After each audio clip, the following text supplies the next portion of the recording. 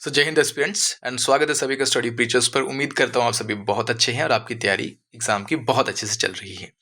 दोस्तों, जैसा कि आपको पता है कि मैं ये सीरीज़ अभी आपके लिए लेके आया हूँ जो कि है साइंस की एनसीईआरटी की। दोस्तों, एनसीईआरटी वो भी 8th क्लास की complete NCERT free of cost में सारे लेक्चर्स डाल रहा हूँ। लाइन टू लाइन इसमें पढ़ाऊँगा आपको। ठीक है, सारे चैप्टर्स, एक चैप्टर में लेक्चर यहाँ पे पढ़ा चुका हूँ, फ्रिक्शन वाला। ठीक है, चैप्टर नंबर आप देख लेना कौन सा है। फ्रिक्शन वो मैंने पढ़ा दिया लाइन टू लाइन, और उसके मैंने आपको एमसीक्यूज का एक लेक्चर भी दे दिया है। तो अब हम स्टार्ट कर रहे हैं स्टार्टिंग से, यानी चैप्टर नंबर 1 से, that is crop production and management. अच्छा, एक बात और बता दूं, ये जो एग्जाम आपका ये जो लेक्चर आपका सीरीज रहने वाली है ना, मैं इसकी एक प्लेलिस्ट बना के डाल दूंगा, तो आप देख लेना। और वैसे भी ये सैनिक स्कूल वाले बच्चों के लिए है, लेकिन सैनिक स्कूल को सिर्फ सैनिक स्कूल के लिए ही नहीं, बल्कि जितने भी कॉम्पिटिटिव एग्जाम्स हैं उन सभी के लिए इक्वली इंपॉर्टेंट एंड रेलिवेंट होने वाला है। क्योंकि आपको पता है ना, छोटे से छोटे एग्जाम से लेके यूपीएससी तक जो साइंस का कंटेंट आता है वो आपका बेसिकली एनसीईआरटी से ही उठ के आता है। ठीक है दोस्तों, तो अगर एनसीईआरटी आपने अच्छे से पढ़ी है तो फिर तो आपको दिक्कत कोई नहीं होने वाली है। तो यहाँ पे लाइन टू लाइन में पढ़ाने वाला हूँ, हार्डली 10-12-15 मिनट का लेक्चर होने वाला है। आप इतना अपना टाइम मुझे दीजिए, and at the end of this video you will be able to solve all the question जो कि इस चैप्टर में से आएंगे। तो दोस्तों, 8th क्लास का एनसीईआरटी की साइंस के एनसीईआरटी का फर्स्ट चैप्टर है आपका क्रॉप प्रोडक्शन एंड मैनेजमेंट। अच्छा, इससे पहले आपको बता दूं कि क्वेश्चन कैसे आते हैं। 2024 का अगर आप ऑल इंडिया सैनिक एंट्रेंस एग्जाम देखोगे दोस्तों, तो उसमें आप देखोगे कि यहाँ से डायरेक्ट क्वेश्चन पूछा हुआ है। क्वेश्चन क्या पूछा गया था कि ये कल्टीवेशन के ऊपर क्वेश्चन आया था। ठीक है, कैसा क्वेश्चन कि कल्टीवेशन में जो डिफरेंट उन्होंने प्रोसेसेस दी थी कि सोइंग ऑफ सीड्स, ठीक है, लेबलिंग ऑफ लैंड वगैरह, कल्टीवेशन, हार्वेस्टिंग की सबसे पहली प्रोसेस कौन सी होती है, उसके बाद और उसके बाद, यानी क्रोनोलॉजी बताओ आप एक। तो वो अगर आपने चैप्टर अच्छे से पढ़ा होगा तभी आप सॉल्व कर पाओगे। ठीक है दोस्तों, और मैं आपको एमसीक्यूज भी सॉल्व करवाऊंगा, पीवाईक्यू भी सॉल्व करवाऊंगा, सब करवाऊंगा। तो इसलिए अगर आप चाहते हो कि आप इस एग्जाम में साइंस में अगर आप पूरे मार्क्स लेना चाहते हो तो इस पूरी प्लेलिस्ट को देख लेना, इन क्वेश्चंस को, लेक्चर्स को डेली आप फॉलो करो। ठीक है, चलो टाइम वेस्ट नहीं करते, स्टार्ट करते हैं। और एक और इम्पॉर्टेंट बात, अपनी पेन कॉपी साथ में लेके बैठो। मैं आपको साथ साथ में यहाँ पे नोट्स भी करवाता हूँ, तो आपने वो नोट्स अपनी कॉपी पे कहीं पे लिख लेने हैं, क्योंकि आप जब रिवीजन करोगे तो वो अपने नोट्स में ही कर पाओगे। तो जो भी मैं आपको लाइंस लिखवाऊंगा और मैं बोलूंगा कि ये नोट कर लो, तो वो अपने नोट कर लेनी है, ताकि पेपर से पहले फटाफट से उन नोट्स को क्विक रिवाइज करो और पेपर में जाके बेस्ट से बेस्ट अपनी परफॉर्मेंस दोस्तों आप दे सकते हो। ठीक है, चलो यहाँ से स्टार्ट करते हैं एग्रीकल्चर प्रैक्टिसेस से। यहाँ पे लाइन लिखी है कि 10,000 BCE तक पीपल क्या थे, नोमैडिक। अब नोमैडिक क्या होता है, देखो सिंपल सी बात होती है। नोमैडिक क्या होता है, जो प्लेस टू प्लेस भागते रहते हैं। ठीक है, घुमंतु जीवन, प्लेस टू प्लेस ट्रैवल करते रहेंगे, और वहां पे क्या करेंगे, अपना फूड ढूंढेंगे, अपने लिए शेल्टर ढूंढेंगे, और सेम प्रोसेस को दोस्तों वो फिर किसी अगली जगह पे जाके रिपीट करेंगे। ठीक है, इसे हम क्या बोलते हैं, उन लोगों को नोमैडिक कहते हैं, उन लोगों को घुमंतु लोग जो होते थे। ठीक है, अब क्या करेंगे, वो एक जगह पे नहीं टिकेंगे, तो उनका शिकार करके ही वो लोग खाना खाते थे। ठीक है, क्योंकि उस टाइम पे जो क्रॉप्स को उगाने का जो ट्रेंड था, या आप कह सकते हो कॉन्सेप्ट था, वो विकसित नहीं हुआ था, वो डेवलप्ड नहीं हुआ था।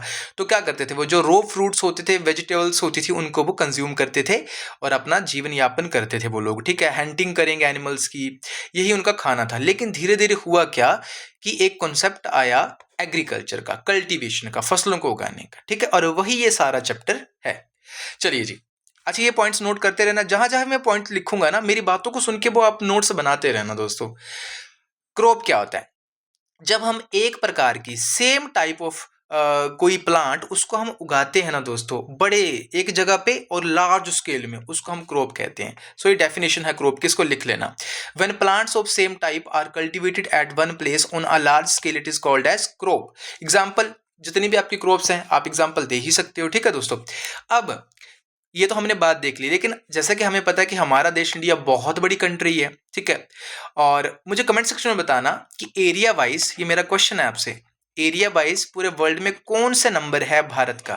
ठीक है, और नंबर 1 पे कौन कंट्री है एरिया वाइज, ये भी मुझे बताना। अगर आपको ये चीजें पता है तो मान लो आपकी तैयारी पेपरों के लिए अच्छी हो रही है जीके की। ओके, चलो, अब बहुत बड़ा देश है हमारा, लैंड एरिया बहुत ज़्यादा है, तो क्लाइमेटिक कंडीशंस भी क्या होंगी, और टेम्परेचर, ह्यूमिडिटी, रेनफॉल सब डिफरेंट होगा। मान लो मैं यहाँ पे बेस्ट की बात करता हूँ राजस्थान की, और यहाँ पे मैंने बात कर ली मणिपुर की, ठीक है, जो कि कहाँ पे है, ईस्ट में है। तो ये एक्सट्रीम वेस्ट में है, ये एक्सट्रीम ईस्ट में है, तो दोनों के हर जगह दोनों की जगहों में डिफरेंस है। यहाँ पे टेम्परेचर अलग है, यहाँ का टेम्परेचर अलग है, यहाँ पे रेनफॉल अलग होता है, यहाँ पे रेनफॉल बहुत ज़्यादा होता है, यहाँ पे बहुत कम होता है। अब देखो, दोनों है सेम ही कंट्री, लेकिन एरिया वाइज कितना ज़्यादा डिफरेंस हमें देखने को मिल रहा है, और ये पॉसिबल हुआ है क्योंकि इंडिया का जो लैंड एरिया है वो बहुत ज़्यादा है। अब जैसे जैसे आप इधर उधर जाते रहोगे, आपको जो क्लाइमेटिक कंडीशंस हैं दोस्तों, क्लाइमेटिक कंडीशंस, वो आपको डिफर होते हुए नजर आएंगे, उनमें डिफरेंस नजर आएगा, और उसकी वजह से ही आपका जो डिफरेंस क्रिएट होता है किसमें, क्रॉप पैटर्न्स में, ठीक है। क्रॉप पैटर्न आप बोल सकते हो या कल्टीवेशन आप बोल सकते हो, उसमें आपको डिफरेंस देखने को दोस्तों मिल जाता है, ठीक है। चलिए, अब इन्हीं चीजों के ऊपर डाइवर्सिटी को मद्देनजर रखते हुए फसलों को हम मुख्यतः दो तरीकों में डिवाइड करते हैं, खरीफ की फसलें और राबी की फसलें, ठीक है। एक और होती है तीसरी, वो होती है जायद की फसलें, ठीक है। जायद क्रॉप्स होती हैं, वो बताता हूँ कौन सी होती हैं। खरीफ की फसलें कौन सी होती हैं दोस्तों, जो रेनी सीजन में होती हैं, यानी ऐसी फसलें जिनको पानी की आवश्यकता, ठीक है, requirement of water, requirement of water बहुत हाई होती है। So requirement of water is very high, आप ये लिख लोगे इन फसलों के लिए, ठीक है। इनको हम खरीफ की फसलें बोलते हैं। और वर्षा कहाँ इंडिया में कब स्टार्ट होती है, जून जुलाई के मंथ से स्टार्ट होकर सितंबर तक चलती है, ये बारिश के महीने होते हैं।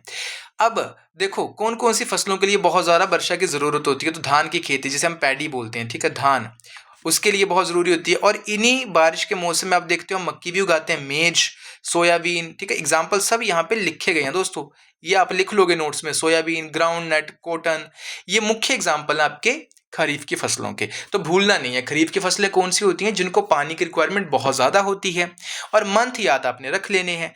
अब सितंबर के बाद मौसम चेंज होने शुरू होता है, जैसे अक्टूबर के बाद, अक्टूबर, नवंबर, दिसंबर, जनवरी, फरवरी, मार्च, ये ठंड के महीने हैं दोस्तों।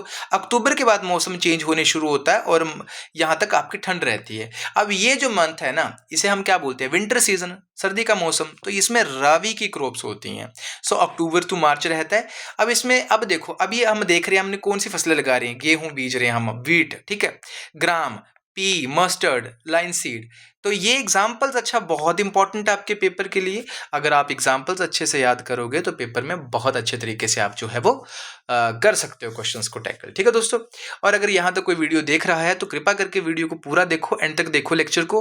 अगर आपको फ्री ऑफ कॉस्ट आपको क्वालिटी मिल रही है ना, तो प्लीज़ उसको स्किप मत करो, ठीक है। यहाँ वहाँ भी आप पढ़ोगे तो बेस्ट है। मैं फिर से कह रहा हूँ, मैं प्रूफ के साथ आपको बता सकता हूँ कि आपके साइंस का जितने भी क्वेश्चंस आते हैं वो आपकी एनसीईआरटी में से ही उठ के आते हैं। तो इसलिए मैं आपको एनसीईआरटी सारी पढ़ाऊंगा लाइन टू लाइन। जो बच्चा कर लेगा इस एनसीईआरटी को, वो अपने पेपरों में फुल मार्क्स लेगा साइंस में, एक बात ध्यान रखना। इसलिए थोड़ा टाइम दे दो, ठीक है, जो भी थोड़ा बहुत टाइम लगेगा उस पर आप यहाँ पे फोकस करके पढ़ो, बहुत फायदा होगा।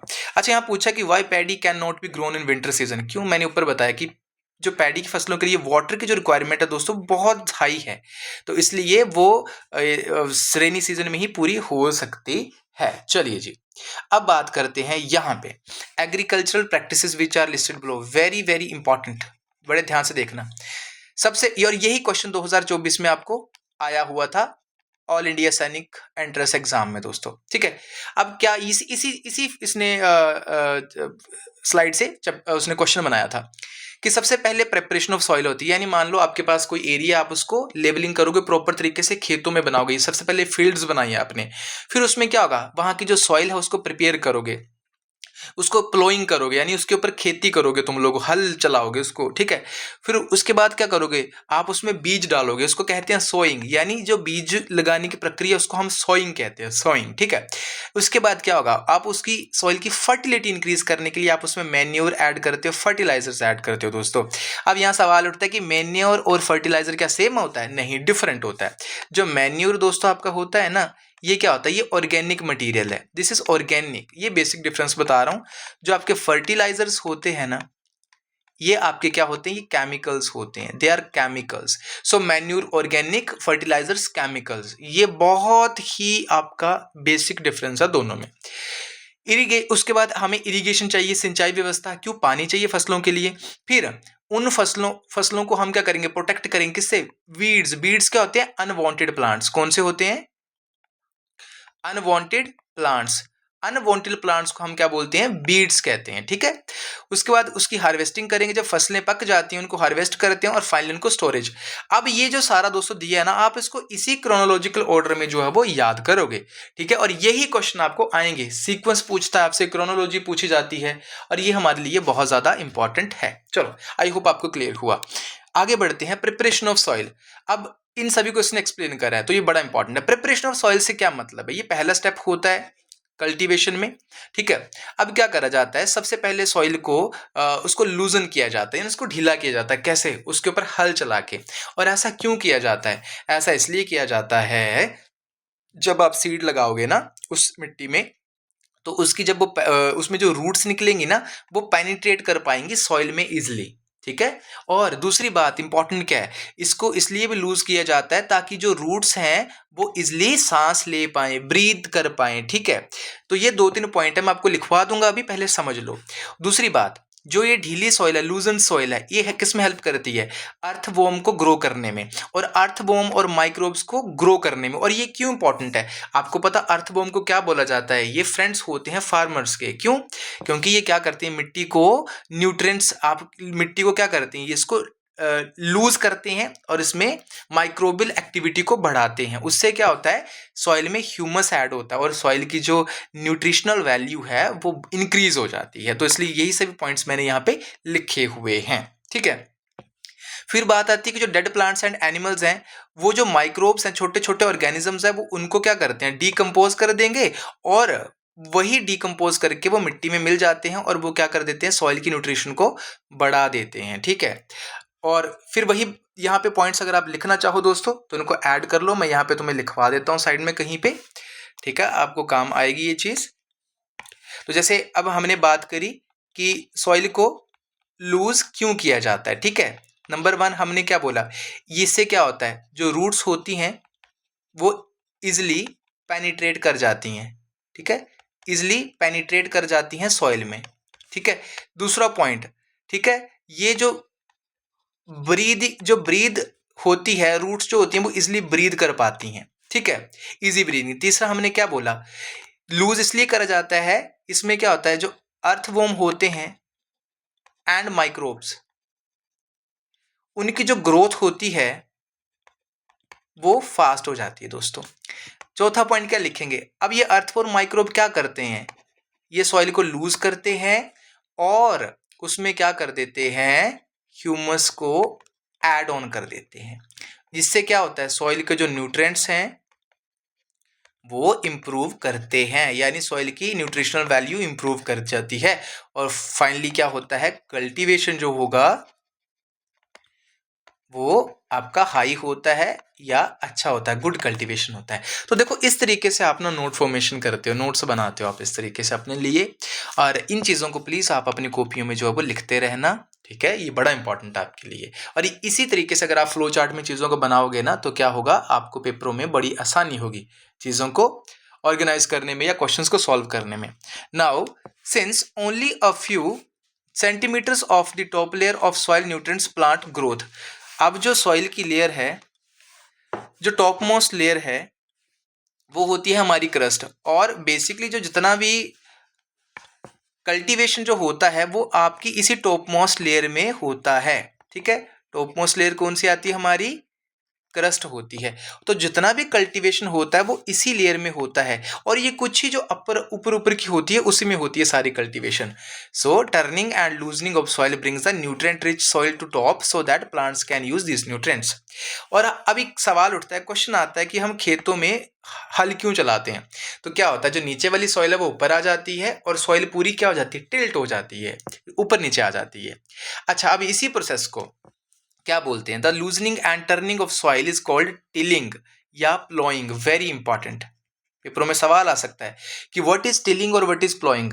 इसमें क्या होता है, जो सॉइल जो है वो लूज हो जाती है और टर्न कर लेती है, और वो बहुत इंपॉर्टेंट प्रोसेस है सॉइल की न्यूट्रिशन वैल्यू को बढ़ाने के लिए। अच्छा, जब खेती बाड़ी करते हो तो उसमें क्या होता है, आप एक चीज नोटिस करते हो, आप जब हल चलाओगे तो उसमें क्या हो जाता है, वो क्रम्स बन जाते हैं। क्रम्स क्या होते हैं, मिट्टी के आप कह सकते हो कि मिट्टी के छोटे छोटे वो पीस बन जाते हैं, ठीक है, और उनको तोड़ना बड़ा इंपॉर्टेंट होता है।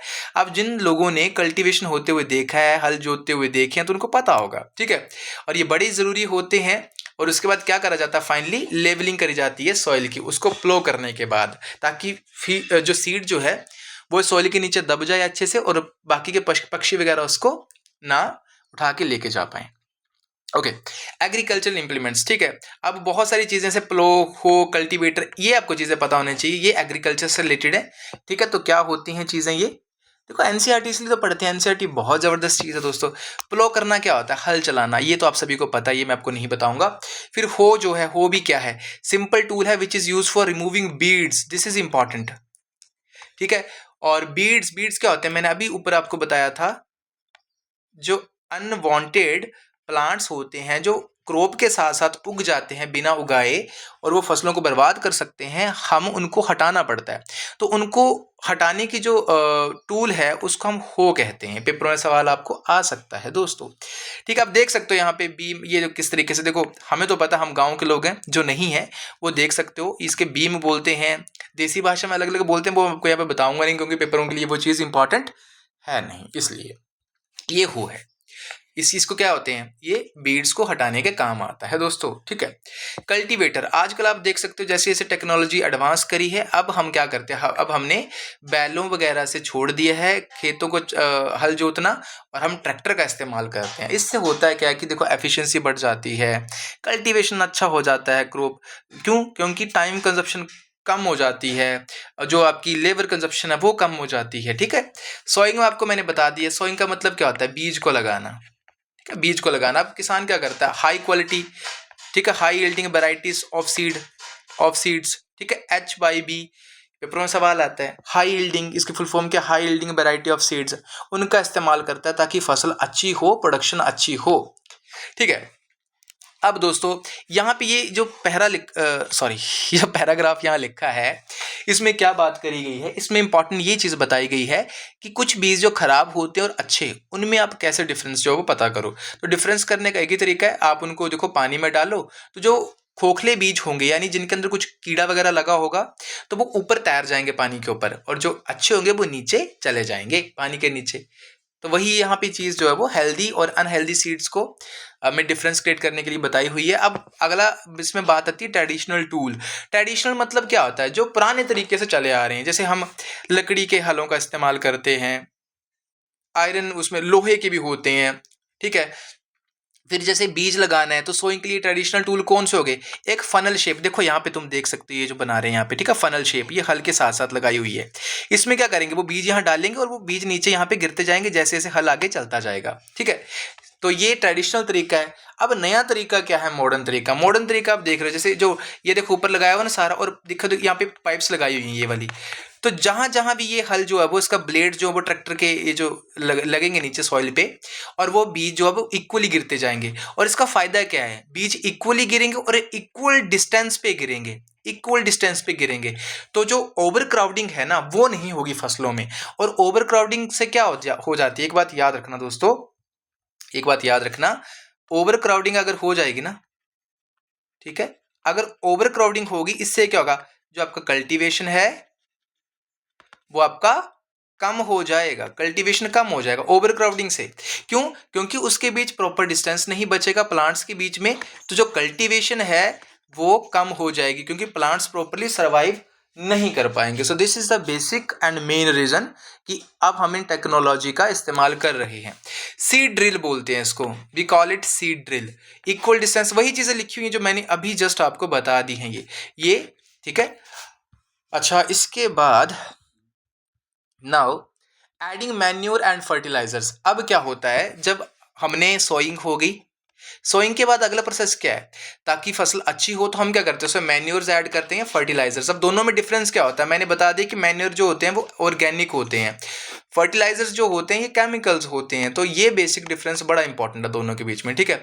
Substances which added to soil in form of nutrients for the healthy growth of plants, we call it manure and fertilisers, ठीक है। यही बेसिक दोनों में डिफरेंस है। ये प्लांट सॉइल की न्यूट्रिशनल वैल्यू को बढ़ाने के लिए इस्तेमाल करे जाते हैं। Okay, so soil supplies mineral nutrients to the crop plants, बिल्कुल सही बात है।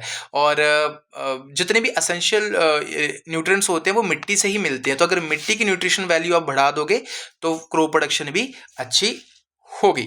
अच्छा, दूसरी इंपॉर्टेंट चीज़, ये बहुत ही एक इंपॉर्टेंट पॉइंट है, पेपर में सवाल आ सकता है कि कॉन्टिन्यूस कल्टीवेशन से क्या इम्पैक्ट पड़ता है सॉइल के ऊपर। तो कॉन्टिन्यूस कल्टीवेशन से सॉइल की जो फर्टिलिटी है, जो न्यूट्रिशनल वैल्यू है सॉइल की, वो डिप कर जाएगी, यानी कम हो जाती है। This is very important. Continuous cultivation से फर्टिलिटी जो है वो कम हो जाएगी, ठीक है। तो ये बहुत ज़्यादा इंपॉर्टेंट हमारे लिए है, पेपर में सवाल आता है कि कॉन्टिन्यूस कल्टीवेशन से कुछ इंपैक्ट पड़ता है सॉइल के ऊपर, बिल्कुल पड़ता है, फर्टिलिटी कम हो जाती है उसकी, यही इसमें पॉइंट्स लिखे गए हैं। अब उसके क्या तरीके हैं, उसके लिए हमें क्या करना पड़ता है, रिप्लेनिश करना पड़ता है सॉइल की फर्टिलिटी को और न्यूट्रिएंट्स या न्यूट्रिशनल वैल्यू को, और उसी प्रोसेस को हम क्या बोलते हैं, मैन्यूरिंग कहते हैं। So very important, what is the process of manuring. Manuring कौन सी प्रोसेस है, सॉइल की न्यूट्रिशनल वैल्यू को रिप्लेनिश करना, उसे हम मैन्यूरिंग कहते हैं। तो ये नोट्स आप लिखते रहना, मैं जो भी बातें बोल रहा हूं आप उसी तरीके से इनको लिखते रहना, ठीक है। अब मैन्योर्स के बारे में बताया गया है कि manure is an organic substance obtained from decomposition of plants and animal waste.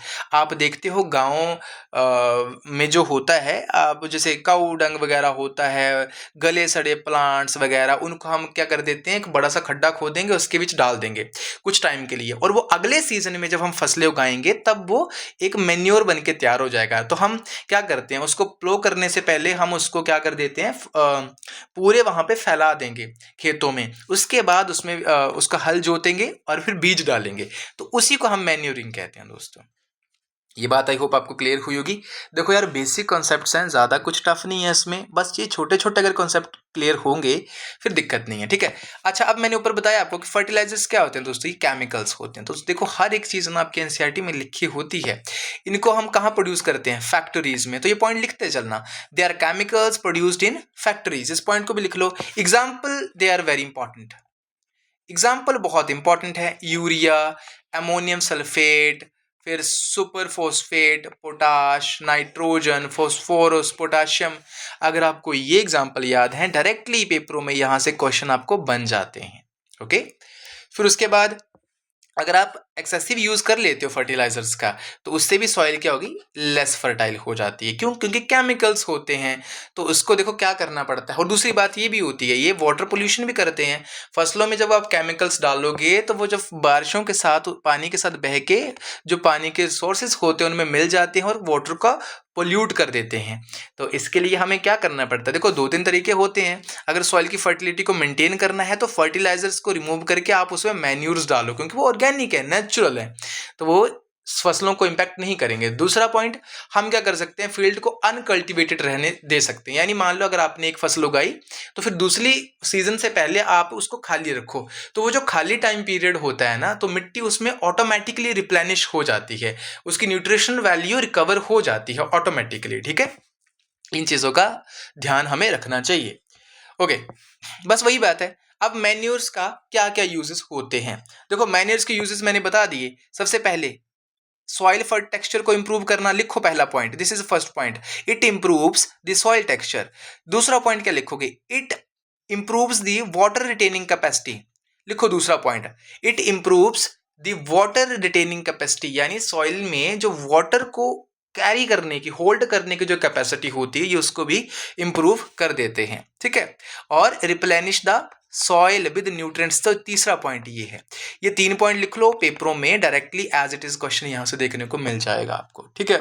अच्छा, फिर एक और मेथड मैंने बताया कि रिप्लेनिश करना है अगर आपको सॉइल को, उसकी न्यूट्रिएंट्स को, तो क्रॉप रोटेशन करो। मानो कि जैसे एक पुराने ज़माने में क्या होता था, यही तरीका अपनाया जाता था कि एक फसल उगाएंगे तो उसके पैरेलली कॉम्बिनेशन में जो अच्छी होगी फसल वो उगाएंगे। तो ये क्वेश्चन भी आपका पेपरों में आया था। क्या था कि जैसे वीट, अभी हमने यहाँ पे देखो, ओके मैंने यहाँ पे कहीं पढ़ा था, fodder in next season and wheat in the next session. आप देखो वीट के साथ किसका बेस्ट कॉम्बिनेशन है, लेग्यूम्स का। डायरेक्टली ये क्वेश्चन आया था दोस्तों आपके इसी लाइन से उठ के। तो वीट के साथ किसका कॉम्बिनेशन हुआ, लेग्यूम में। अगर आपने एक सीजन में लेग्यूम्स लगा दिए तो अगले सीजन में आप क्या लगा दो, वीट लगाओ। यही पुराने टाइम पे करते थे किसान, और जिससे क्या हो जाता था, सॉइल की न्यूट्रिशनल वैल्यू भी बनी रहती थी प्रॉपर तरीके से। ओके, तो ये बहुत इंपॉर्टेंट स्लाइड है ये वाला। उसके बाद यहाँ पे एक बात लिखी है, राइजोबियम बैक्टीरिया, वेरी इंपॉर्टेंट। क्या करता है ये जो रूट नोड्यूल्स होते हैं ना लेग्यूमिनस प्लांट्स के, ठीक है, उनमें नाइट्रोजन फिक्सेशन में हेल्प करता है, एटमॉस्फेरिक नाइट्रोजन को फिक्स करता है ये। तो ये इसका यूज होता है, जो कि पेपरों में कई बार सवाल आता भी है इससे। ओके, चलिए जी, ये डिफरेंस है दोस्तों। आप वीडियो को पॉज करके इसको पढ़ सकते हो, मैंने ऊपर सारा आपको पढ़ा दिया है, ठीक है, पढ़ा दिया मैंने। दोनों में डिफरेंस पढ़ लो एक बार, यहां से क्वेश्चन आपके बन सकते हैं। जैसे यहाँ फर्टिलाइजर मैंने बोला केमिकल है, तो ये ऑर्गेनिक होते हैं, ये फैक्ट्रीज में बनते हैं, ये खेतों में बनाए जाते हैं। बड़ा सा खड्डा खोदेंगे, उसके बीच गोबर को भरते रहो, पत्ते गले सड़े जो भी है उसमें डाल दो, अगले सीजन के लिए वो बन जाएगा मैन्योर, ठीक है। लॉट ऑफ ह्यूमस देता है, और do not provide any humus, तो मतलब ये थोड़े टाइम के लिए प्रोवाइड करते हैं केमिकल्स, और उसके बाद ये सॉइल को डिप्लीट करना शुरू कर देते हैं, ठीक है। चलिए दोस्तों, अब बात कर लेते हैं एडवांटेजेस ऑफ मैन्योर्स। मैन्योरिंग करने के एडवांटेजेस क्या क्या हैं। तो वाटर होल्डिंग कैपेसिटी को बढ़ाएंगे, ऊपर मैंने बता दिया अब आपको। सॉइल को ये पोरस बनाते हैं, पोरस मतलब उसमें छोटे छोटे छोटे मतलब अब कैसे लूज कर देंगे सॉइल को, ठीक है, सॉइल पार्टिकल्स को पोरस बना देंगे, तो उससे क्या होगा, गैसेस की जो एक्सचेंज होती है ना दोस्तों, आदान प्रदान गैसों का, एक्सचेंज ऑफ गैसेस, वो बहुत ईजी हो जाता है। तो ये पॉइंट लिख लो, वाटर होल्डिंग कैपेसिटी इंप्रूव होती है। दूसरा point, it makes the soil porous, जिसकी वजह से क्या होता है, exchange of gases becomes very easy. ये दूसरा पॉइंट लिखो, ये पहला। तीसरा, it increases the number of friendly microbes, या it increase the microbial production, microbes को बढ़ा देंगे तो उससे क्या होगा, सॉइल रिच हो जाती है। और चौथा पॉइंट, टेक्सचर ऑफ सॉइल आपका इंप्रूव हो जाता है। तो ये मैन्योर ऐड करने के फायदे होते हैं हमारे पास बहुत सारे, ठीक है दोस्तों। फिर बात आती है, लास्ट हमारे यहाँ पे है chapter sorry topic, irrigation. Irrigation का मतलब क्या होता है हिंदी में, हम बोलते हैं सिंचाई करना। सिंचाई करने का मतलब क्या होता है, अब फसलों को उगने के लिए पानी की जरूरत होती है, आवश्यकता होती है, ठीक है, तो उसे ही हम क्या बोल देते हैं, इरिगेशन बोलते हैं, ठीक है। क्योंकि हमें पता है कि प्लांट्स में लगभग 90% जो होता है वो वाटर होता है, और ये वाटर प्लांट्स कहाँ से लेते हैं, रूट्स के थ्रू लेते हैं, और कहाँ से, सॉइल से लेते हैं दोस्तों, ठीक है। तो सॉइल से पानी, जितनी भी न्यूट्रिशनल चीज़ें होती हैं प्लांट की ग्रोथ के लिए, वो सब सॉइल से मिलती हैं, रूट्स के थ्रू, और फिर वो पानी में, प्लांट में ऊपर जो है चली जाती हैं दोस्तों, ठीक है। अब यहाँ पे जैसे supply of water to crops at regular interval is called at irrigation. Definition लिख सकते हो, पढ़ सकते हो, लेकिन कॉन्सेप्चुअल क्लैरिटी बड़ी इंपॉर्टेंट है इस पेपर के लिए, उसे इरिगेशन बोल देते हैं हम। अच्छा, सोर्सेज ऑफ इरिगेशन हमें पता है, कुएं हो गए हमारे, ट्यूबवेल्स हो गए, ponds, lakes, rivers, dams, canals, ये सब के सब इरिगेशन के काम ही तो आते हैं। अब देखो ये स्लाइड जो बड़ी इंपॉर्टेंट है, ट्रेडिशनल मेथड मान के चलना, इस बार आपको क्वेश्चन जो है वो यहाँ से भी देखने को मिल सकता है, तो इसके नाम याद कर लेना कौन कौन से। नंबर 1, मोट। मोट क्या है, जो पुली सिस्टम, कुओं में जो पुली सिस्टम, ये देखो यहाँ पे ये जो पुली लगाई गई है ना, अब इसको खुद खींचो या किसी एनिमल की मदद से, इसको मोट बोलते हैं। दूसरा, चेन पंप, ठीक है, जैसे हमने पंप, चेन पंप, ये देखो यहाँ पे, ठीक है, ये चेन इस तरीके से, ठीक है, तो उसमें भी क्या होता है, पानी को अंदर से निकाला जाता है। तीसरा सिस्टम, ढेकली। ढेकली, ढेकली का ये डायग्रामेटिकली प्रेजेंटेशन देखो यहाँ पे दी है, मतलब क्या करा है इसने, यहाँ पे वेट लगाया हुआ है ना, मतलब ये कोई मतलब क्या बोल सकते हैं इसको, आपने डंडा बड़ा सा, मतलब एक प्लांट का वो ले लिया हुआ है, ठीक है, और उसके साथ वेट बांध दिया, और जैसे ही वो वेट आप इसको लूज करोगे यहाँ से, ठीक है, तो वो नीचे जाएगा, पानी बाल्टी भरेगी, और इसको आप जैसे नीचे करोगे तो ये पानी ऊपर आ जाएगा बाल्टी में, ठीक है। ये ढेकली का सिस्टम। और चौथा, राहत, लेवर सिस्टम जो है। तो ये चारों के चारों, मोट, चेन पंप, ढेकली और राहत, दे आर वेरी इंपॉर्टेंट। यहाँ से डायरेक्टली क्वेश्चन आपको देखने को मिल सकता है, ठीक है। अब धीरे धीरे क्या हुआ, फिर जैसे जैसे एडवांसमेंट हो रही है, हम पंप्स का इस्तेमाल करते हैं जो डीजल से चल सकते हैं, बायोगैस से, इलेक्ट्रिसिटी से, ओके। तो ये आपके मेथड्स हैं इरिगेशन के। अब मॉडर्न मेथड की बात कर लेते हैं, वो तो ठहरे हमारे ट्रेडिशनल। अब ये मॉडर्न में स्प्रिंकलर सिस्टम। स्प्रिंकलर में क्या हो जाता है, देखो आपने देखा होगा कि बड़े बड़े खेतों में पाइप्स लगाई होती हैं छोटी छोटी पानी की, वो ये आपसे क्या होता है, मेन पानी के सोर्स के साथ ये कनेक्टेड होंगी इस तरीके से, ठीक है, जैसे यहाँ पे है। अब यहाँ पे छोटे छोटे फुहारे लगाए होंगे, और वो या ये देखो इस तरीके से भी घूमते हैं और इस तरीके से पानी फेंकते हैं। आप स्टेडियम वगैरह में देखते हो, वो स्प्रिंकलर सिस्टम ही होता है, ठीक है। तो उसमें पानी भी क्या होता है, कम इस्तेमाल होता है, और फसल की जो पैदावार है वो अच्छी होती है। फिर दूसरा आता है ड्रिप सिस्टम। ड्रिप सिस्टम बहुत अच्छा सिस्टम होता है, पानी की बूंद बूंद करके ड्रॉप बाय ड्रॉप गिरती है, तो पानी की बेसिस ना के बराबर होती है इसमें, ठीक है। तो फूड प्रोडक्शन के लिए, गार्डन ट्रीज वगैरह के लिए बहुत अच्छा तरीका है ये, ठीक है। और ये नॉर्थ ईस्ट में बड़ा देखने को मिलता है ड्रिप सिस्टम। वो क्या करते हैं, जो बैम्बू ट्रीज होते हैं ना दोस्तों, बैम्बू ट्रीज, उसका इस्तेमाल करते हैं, उसमें छेद करते हैं, इस तरीके से लगा देंगे उनको, इस तरीके से छोटे छोटे छेद करेंगे और वो नीचे फसलों में गिरता रहेगा। तो पानी इकट्ठा नहीं गिरता, तो क्या होता है, फसलों की बर्बादी भी नहीं होती है। प्रोटेक्शन फ्रॉम वीड्स, तो वीड्स से जो इसको हम क्या बोलते हैं, अनडिजायरेबल प्लांट्स होते हैं, उनको हम वीड्स कहते हैं, मैंने ऊपर ही बता दिया। और इनको रिमूवल के प्रोसेस को हम क्या बोलते हैं, बीडिंग कहते हैं। और मैंने ऊपर भी बताया था कि बीडिंग में एक प्रोसेस भी हम करते हैं, टिलिंग, ठीक है। वो भी किसके लिए इस्तेमाल होती है, टिलिंग, बीड्स को रिमूव करने के लिए ही इस्तेमाल होती है। तो ये सब चीज़ें मैंने आपको ऊपर बता दी, देख लो। Tilling before sowing of crops helps in uprooting and killing of weeds, okay. और देखो बेस्ट टाइम कौन सा होता है वीड रिमूवल का, जब वो जो प्लांट्स हैं छोटे छोटे उनमें फ्लावर नहीं आए होते हैं या सीड, ठीक है, before the they produce flowers and seeds, okay. उससे पहले अगर आपको रिमूव कर दिया तो अच्छा है, नहीं तो बाद में फसलों को बर्बाद करते हैं। अब इनके लिए जो केमिकल्स यूज होते हैं उनको हम क्या बोलते हैं, बीडिसाइड्स कहते हैं। एग्जाम्पल यहाँ लिखा है 2,4D, ठीक है, ये आप देख सकते हो। उसके बाद जो आपका टॉपिक आता है वो आता है हार्वेस्टिंग। अब फसलें आपने उगा ली, सब कुछ कर लिया, फाइनल स्टेप क्या है आपका, उनको काटने का, हार्वेस्टिंग करने का, ठीक है, उसको हम हार्वेस्टिंग करते हैं।